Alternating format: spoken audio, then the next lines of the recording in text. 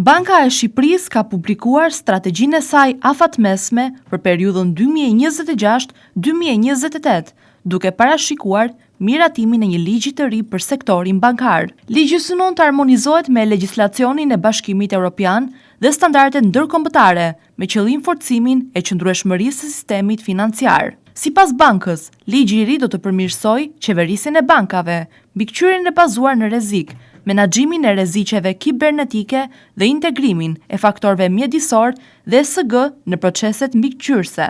Ky është një hap i rëndësishëm për të rritur rezistencën e sistemit financiar ndaj krizave dhe zhvillimeve të papritura ekonomike.